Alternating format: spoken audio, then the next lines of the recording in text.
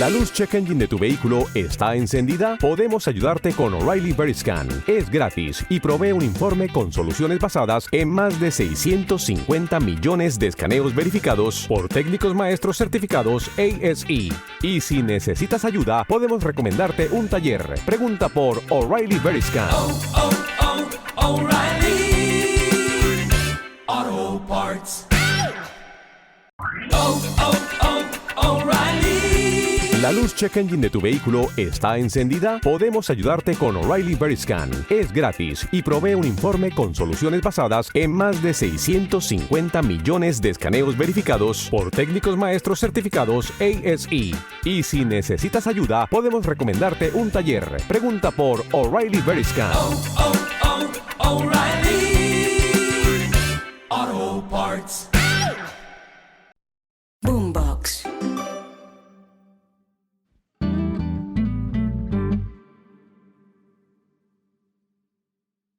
La Embajada de República Dominicana no era la sede diplomática mejor dotada de Bogotá, y sus carencias salieron a relucir en la primera noche de la toma.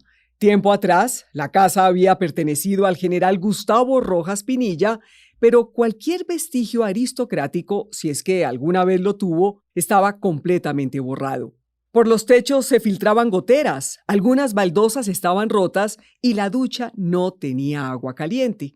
Estaba lejos de ser el lugar más apropiado para alojar a 70 personas. Nadie podía dormir. Alfredo Tejeda, cónsul de Perú, recuerda la montonera de cuerpos tendidos en el suelo. Había tanta gente que no se podía caminar por las habitaciones sin pisar a alguien. Yo me quedé recostado en una esquina y opté por quitarme mis zapatos. A falta de un colchón o una almohada, Alfredo tuvo que ingeniárselas para intentar estar cómodo. Tenía unos Flourishing Imperial, que ya no hay. Esos son zapatos muy finos, muy de la época, pero muy duros. Y esa era mi almohada. Por supuesto no dormí. Los rehenes buscaban en vano conciliar el sueño, mientras los guerrilleros patrullaban la casa. Ordenaron no encender ninguna luz durante la noche, pues temían que el reflejo los convirtiera en blanco fácil de algún francotirador. Con breves intervalos para descansar, se turnaban las labores de guardia en puntos estratégicos de la embajada, tratando de estar alerta al menor movimiento exterior. Aquí de nuevo, María Eugenia Vázquez. Eso era un ir y venir, los turnos de baño, quién quería entrar al baño, cómo iban a entrar, el no perder de vista a nada ni a nadie. Pero controlar esa casa no era fácil y éramos ya 15, teníamos uno menos. Las ventanas estaban semidestruidas y el viento de la sabana enfriaba las habitaciones. Las pocas cobijas eran insuficientes para proteger a 70 personas. En la penumbra de las habitaciones alcanzaba a escucharse el roce de los cuerpos contra el suelo. Buscaban sin éxito una posición lo suficientemente cómoda para quedarse dormidos. Esa primera noche fue realmente muy escaso el momento de sueño. Estábamos también muy alterados, con muchas emociones adentro. Te repito, estoy seguro que nadie, menos los terroristas, pudieron conciliar el sueño. Nadie. De la noche transcurrió como si fueran 30 noches. Incapaces de pegar el ojo, algunos se quedaban sentados con la mirada perdida, rezando para que el sol saliera pronto. ¿Traería la mañana mejores noticias? Soy María Lucía Fernández y desde la no ficción y Boombox, esto es La Toma, un podcast sobre el asalto a la Embajada Dominicana en Bogotá. En el episodio de hoy, cómo se adaptaron los rehenes y guerrilleros a sus primeros días de encierro y cómo, a través del diálogo, apareció una esperanza de libertad. Y ella dice, no, yo me quiero quedar con mis compañeros embajadores y con la misma suerte que ellos. Nosotros no vamos a hacer aseo, nosotros no vamos a cocinar, entonces les toca a ustedes. El grupo N19 ha hecho saber que su interés no radica en la no condenación de los inocentes, sino en la libertad de sus compañeros, cualquiera que sea el grado de su culpabilidad. Todas horas estaban demandando que los presos y que los dólares. Pero siempre se les decía, y la cantinela era ni un preso, ni un peso. Episodio 4. El encierro.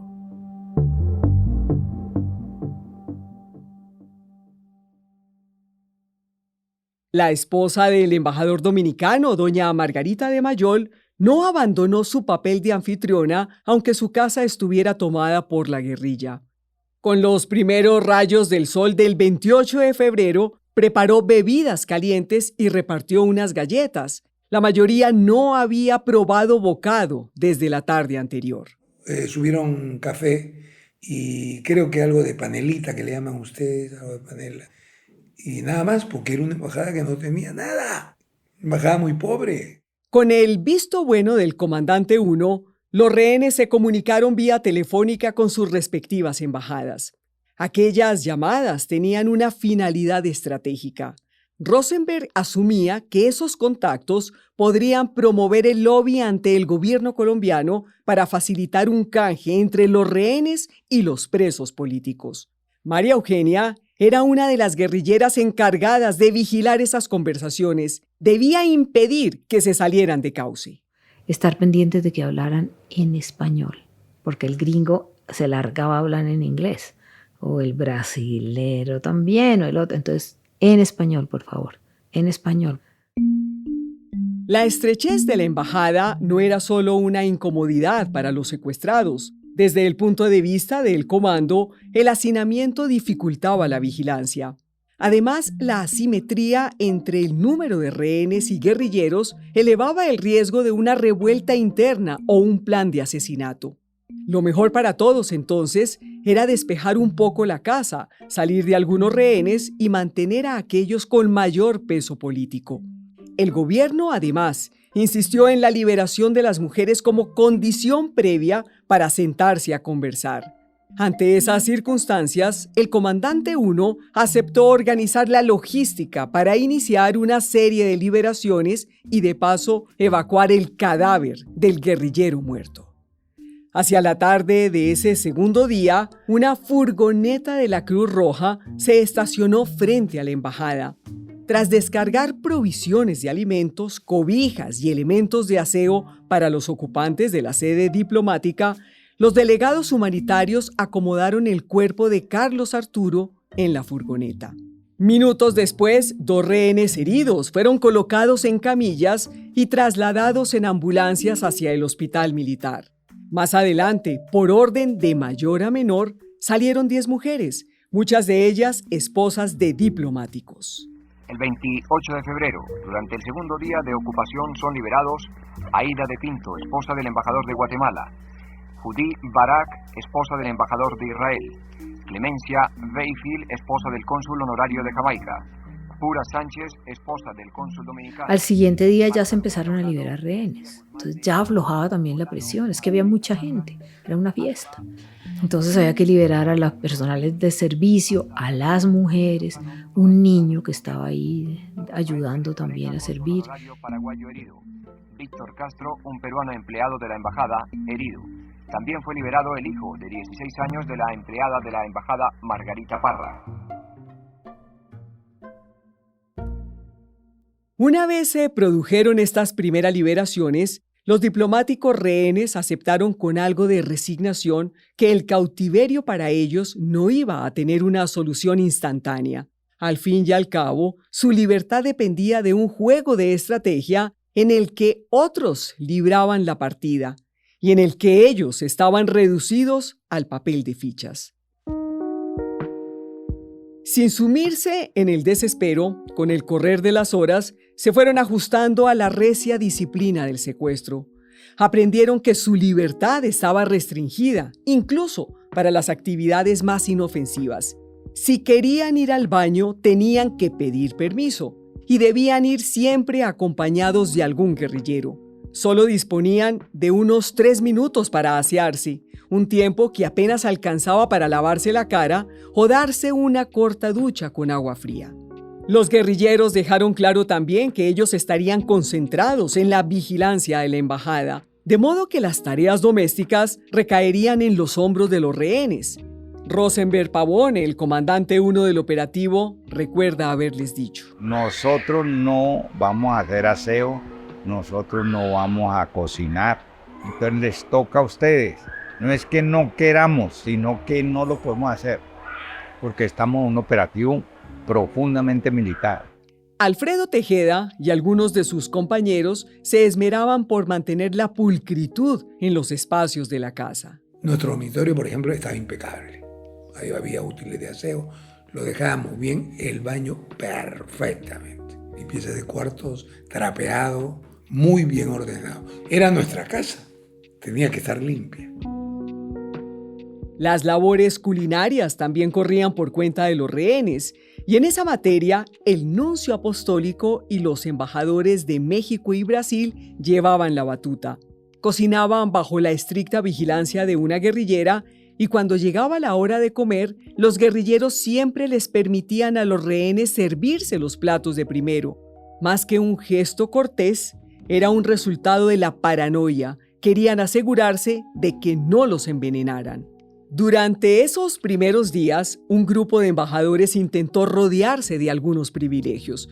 Por ejemplo, uno de los meseros del banquete, quien iba a ser liberado prontamente, recibió la propuesta de quedarse en la embajada a cargo de la cocina. Le ofrecieron pagarle el triple de su sueldo, pero el mesero rechazó la oferta. En las primeras declaraciones que dio tras recobrar su libertad, le recomendó a la Cruz Roja dotar a la embajada con hornillos eléctricos. La estufa que había era apenas de 2 puestos pequeños y una tarea tan elemental como hervir agua tardaba una eternidad. Por conducto también de la Cruz Roja, desde las primeras jornadas, el grupo de rehenes comenzó a recibir paquetes de parte de sus familias y sus embajadas. Las encomiendas, que eran escrutadas celosamente por el comando, contenían libros, cartas, libretas, comida e incluso sus licores favoritos. También para alivio de los creyentes católicos, el nuncio comenzó a oficiar la misa cada mañana. La llevaba a cabo en la biblioteca, donde el escritorio del embajador dominicano hacía las veces de altar y Alfredo Tejeda le servía de acólito. Algunos dicen que era para tomarme el vino, pero no era así. Eso llenaba el día. La primera, después de asearnos y todo, la primera actividad era la misa. Eso nos ayudaba mucho. Tanto a ellos, muchos eran católicos, ¿sabes? Sin embargo, más temprano que tarde, llegó el aburrimiento. Las interminables horas vacías trataban de llenarse conversando entre ellos. Así, algunos aprendieron sobre la historia de la independencia de Haití y adquirieron cierta familiaridad con conceptos de derecho internacional por cuenta del embajador de Brasil, que era un experto en la materia. Los más introvertidos pasaban las horas leyendo o escribiendo cartas. También había quien sobrellevaba el secuestro garabateando algunos versos.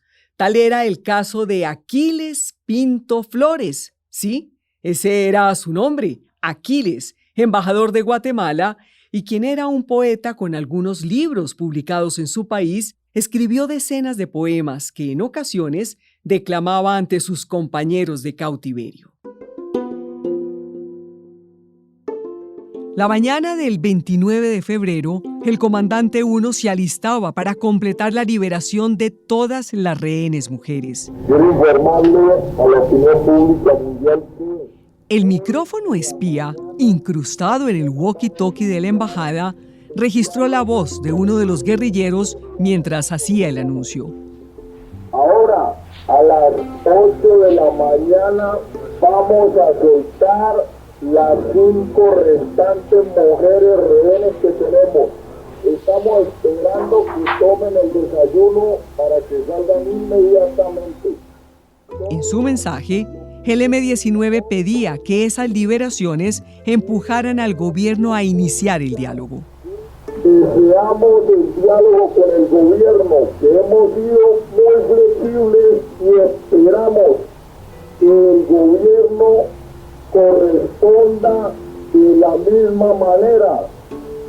si el gobierno no responde de la misma manera, nos vemos en la obligación de ir apretando un poco las tuercas. En la lista de las personas a ser liberadas esa mañana figuraba la representante de Costa Rica, María Elena Chazul, la única embajadora mujer de todos los secuestrados. Sin embargo, cuando llamaron su nombre para que bajara las escaleras, se negó a cumplir la orden. Y ella dice, no, yo me quiero quedar con mis compañeros embajadores y con la misma suerte que ellos. Entonces Rosenberg le dice, no, embajadora, es más importante que usted esté afuera y pueda presionar para que esto se resuelva bien. Muy valiente ella. A regañadientes, finalmente aceptó dejar la embajada. Con su salida ahora quedaban 39 rehenes dentro de la sede diplomática. El miedo inicial iba cediendo con los días y entre todos encontraban maneras de llenar las horas muertas. Conversaban, leían, escribían y poco más. Era lo único que podíamos hacer. Asearnos, lavarnos la cara en cuestión de 2 o 3 segundos, echarnos un poco con nuestros pañuelos si los teníamos y se acabó. Mientras tanto, paralelamente, venía caminando una conversación para encontrar una salida negociada a la crisis. Por sugerencia del comandante 1, los rehenes habían designado una comisión de voceros. La integraban el embajador de Estados Unidos, Diego Asensio, el de Brasil, Eulalio do Nascimento, el de México, Ricardo Galán, el de Venezuela, Virgilio Lovera, y el nuncio apostólico, Angelo Acerbi. Esa noche, el canciller Diego Uribe llamó a la embajada y pidió hablar con el embajador de México. Le dijo que tras las liberaciones humanitarias, el gobierno aceptaba iniciar formalmente las negociaciones. Galán le extendió la propuesta a Rosenberg y acordaron que el primer encuentro se llevaría a cabo 2 días después. De parte del gobierno, la vocería de la negociación se le asignaría a 2 jóvenes funcionarios que nunca habían tenido un encargo de tanta importancia. Por el lado del comando guerrillero, el liderazgo lo asumiría una mujer, cuya presencia sorprendería a muchos. Una pausa y volvemos. Bueno, mi nombre es Ramiro Zambrano. Yo inicié mi actividad como cadete en la escuela militar, pero me retiré para vincularme a la Cancillería. Para 1980, Ramiro Zambrano era un funcionario de rango medio en el Ministerio de Relaciones Exteriores. Se encargaba, entre otras cosas, de coordinar y orientar la participación de Colombia en foros internacionales. Tenía por entonces 40 años y había llegado a la Cancillería en Bogotá hacía pocos meses, después de servir como cónsul general en San Cristóbal, Venezuela. Su tiempo lo alternaba entre la función pública y la docencia en varias universidades de Bogotá. Por cuestión de las responsabilidades de su cargo, Ramiro había recibido una invitación para el cóctel en la Embajada Dominicana. Sin embargo, no iba a poder asistir. Ese mismo día oficiaría como anfitrión en un congreso académico y debía estar pendiente de los invitados internacionales. Estaba invitado a la embajada junto con mi esposa. Entonces yo llamé a mi esposa y le dije, amor, no podemos porque no alcanzamos en 1 hora y media a ir al norte, volver y estar allá. Ese día, mientras estaba entrando a la universidad en la que se llevaría a cabo el congreso, escuchó una gritería. Se acercó a un guarda de seguridad para preguntarle por el revuelo y le dijo que unos guerrilleros acababan de tomarse una embajada. Lo primero en lo que pensó Ramiro fue en el Congreso, que pudiera realizarse sin ningún sobresalto.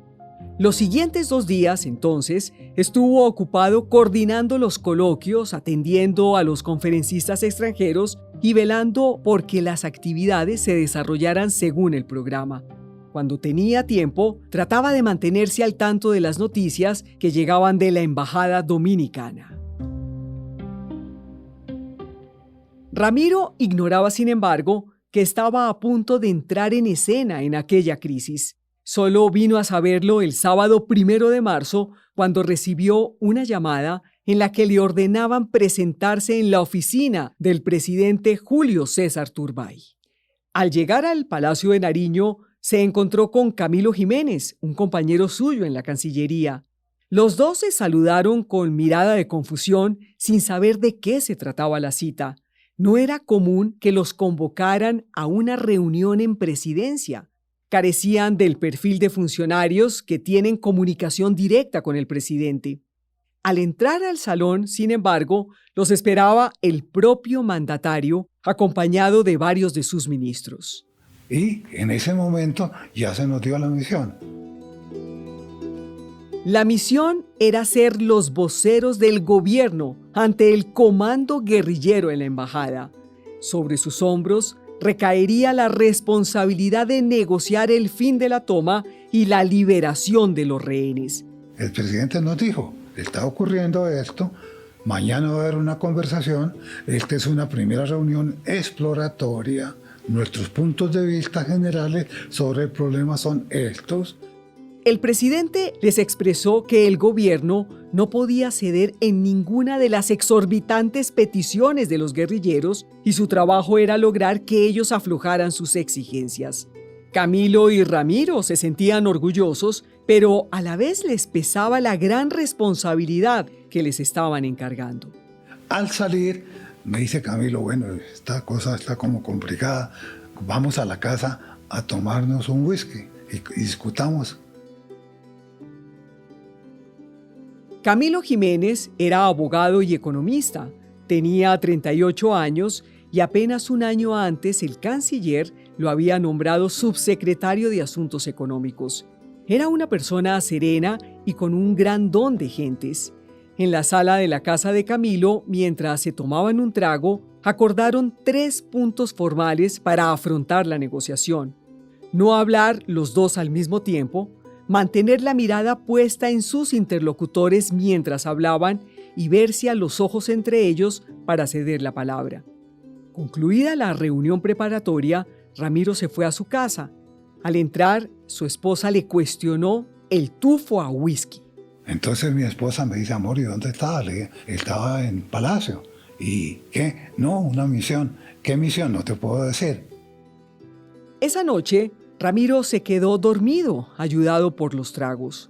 En la embajada dominicana, las luces ya llevaban apagadas varias horas desde que se escondió el sol. La tarde anterior, el comandante 1 y la comisión de embajadores habían discutido acerca de la estrategia que iban a usar en la negociación. El primer elemento que tenían que decidir era quién iba a representar al M-19. Inicialmente, la movida lógica era que Rosenberg asumiera esa responsabilidad. Sin embargo, a él le molestó que el canciller se hubiera negado a participar directamente en la negociación y sobre todo que hubiera encargado la vocería a funcionarios de rango medio. Pues sí, obviamente que ellos aspiraban a que fuese el canciller en persona, ¿no? Pero desde luego, en una negociación internacional es apenas normal que no sea la autoridad que define quien esté al frente, sino un intermediario. Por eso decidió que él tampoco sería el interlocutor directo.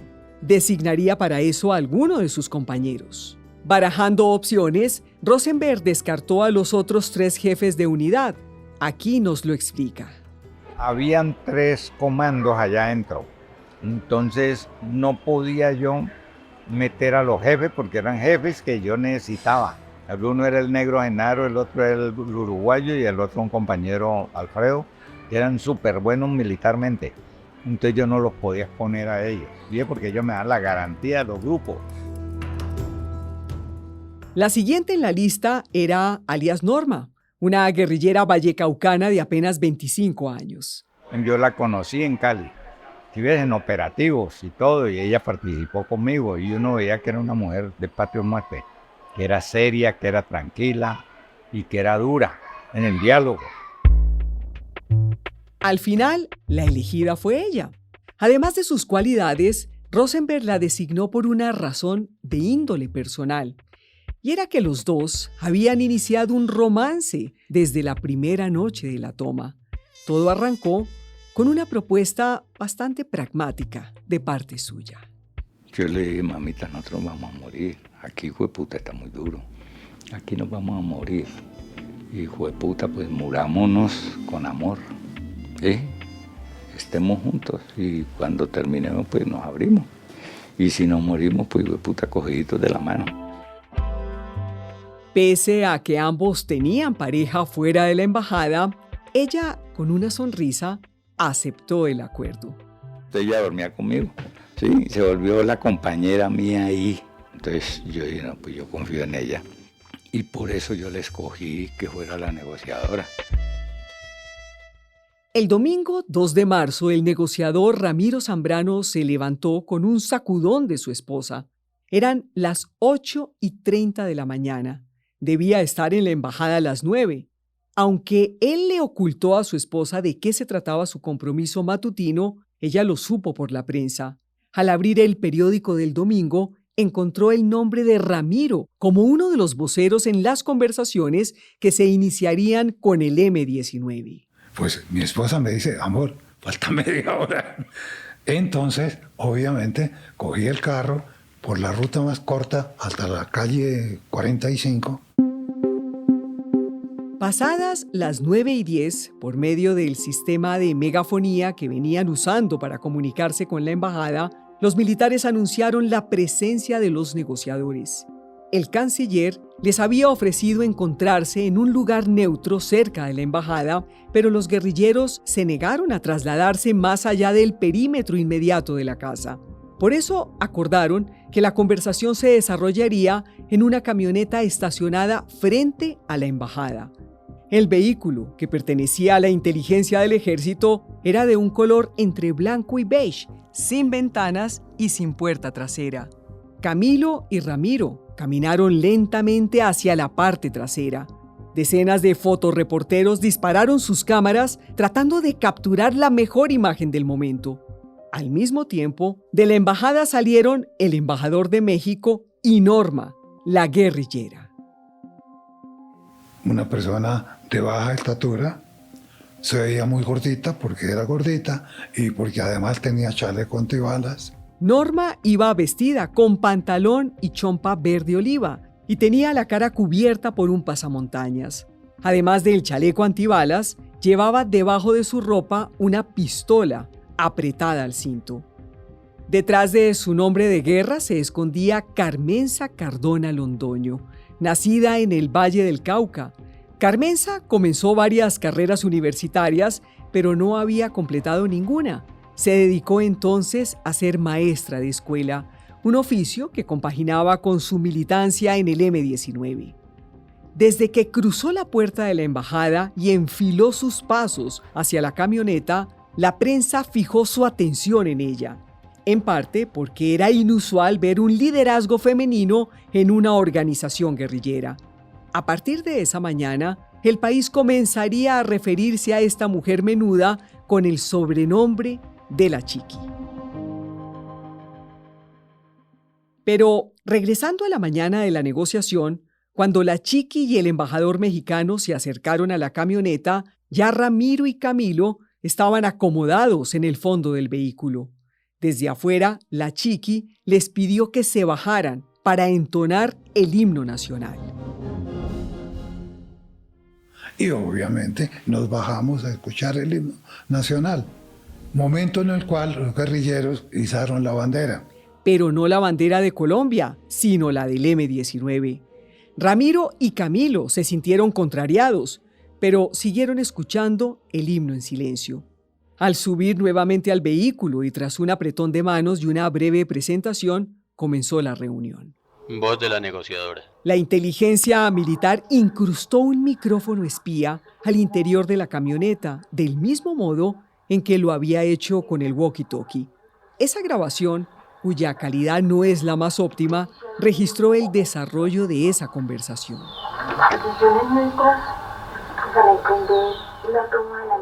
La Chiqui, por una parte, expresó que el comando tenía la voluntad de preservar la vida de los rehenes, pero para ello necesitaban un compromiso de parte del gobierno de que los militares no desatarían un enfrentamiento.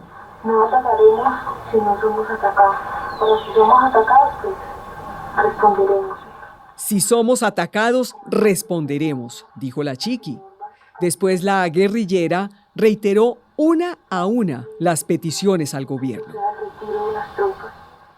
El retiro de las tropas y de cualquier elemento armado, $50 millones y la liberación de los presos políticos, un grupo que, de acuerdo con el M-19, había crecido ostensiblemente a lo largo de 1979.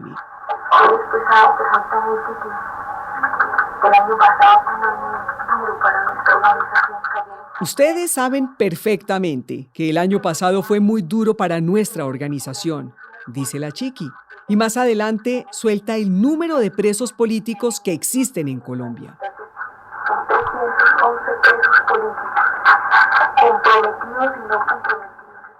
Son 311 presos políticos, dice la Chiqui, entre comprometidos y no comprometidos. Comprometidos no solo con el M-19, sino también con otras organizaciones, como el PLA y las FARC. En respuesta a las demandas de la guerrillera, los negociadores del gobierno se mantuvieron apegados a las indicaciones del presidente Turbay. Negaron, por una parte, que en Colombia existieran presos políticos. Según ellos, quienes se hallaban privados de su libertad lo estaban sencillamente por haber violado la ley. Además, mal podía el gobierno ordenar la excarcelación de cientos de personas, pues en Colombia existía la separación de poderes y el juzgamiento de los delitos no le correspondía en principio al Ejecutivo. A lo sumo, el gobierno podía buscar acelerar los procesos de ciertas personas detenidas, pero para ello era necesario que la guerrilla le presentara una lista de casos específicos que consideraran prioritarios.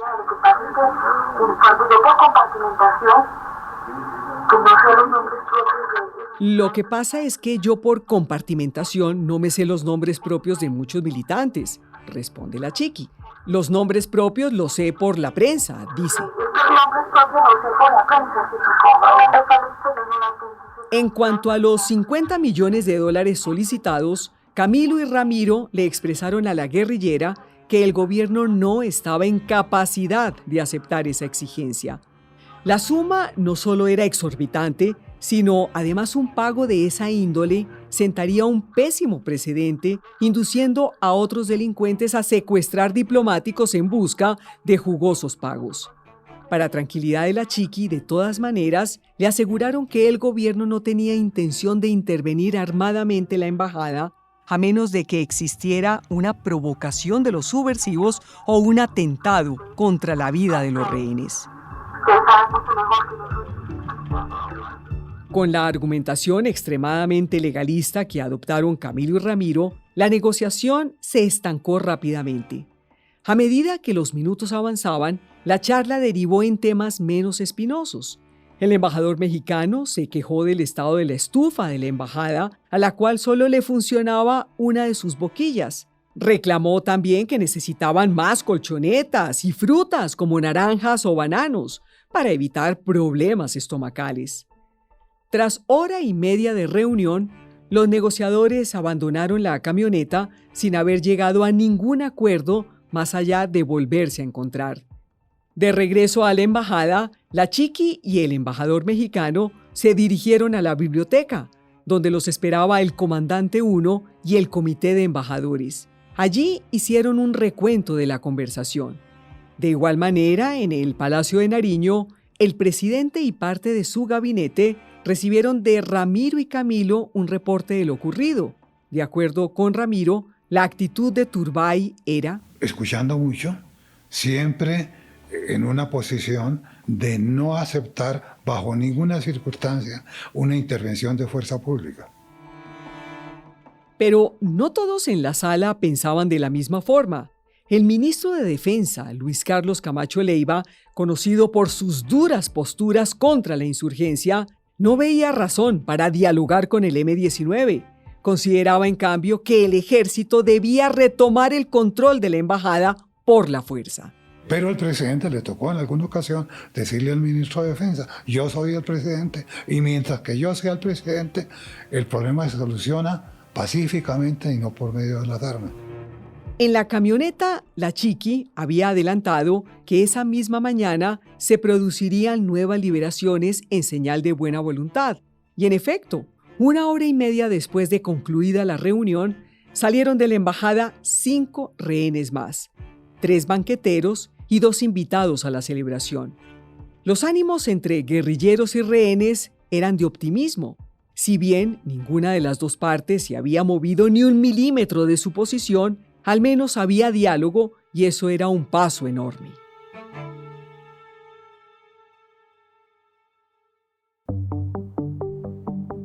La siguiente conversación se fijó para 3 días después, el 5 de marzo.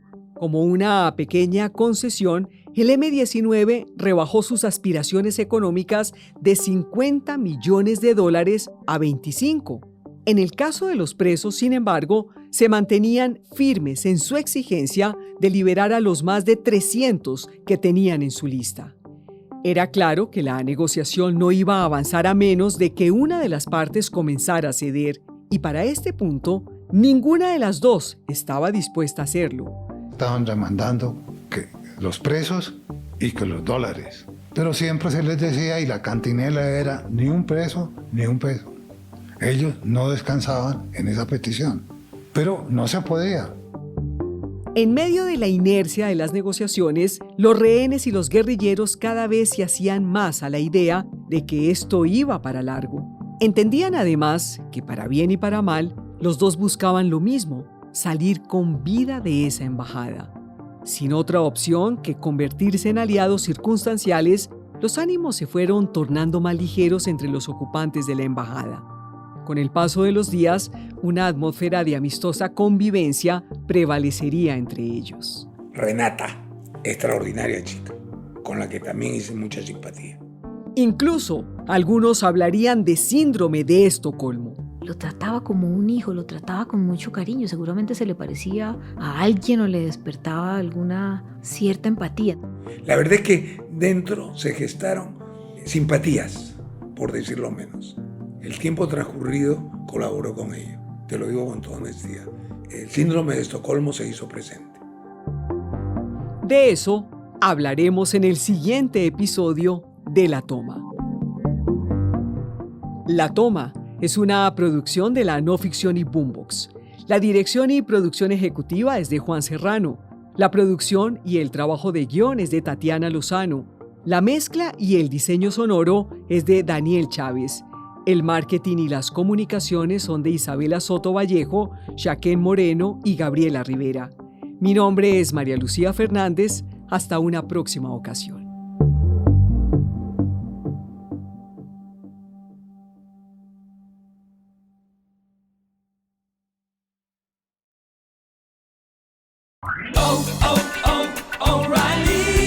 ¿La luz check engine de tu vehículo está encendida? Podemos ayudarte con O'Reilly Veriscan. Es gratis y provee un informe con soluciones basadas en más de 650 millones de escaneos verificados por técnicos maestros certificados ASE.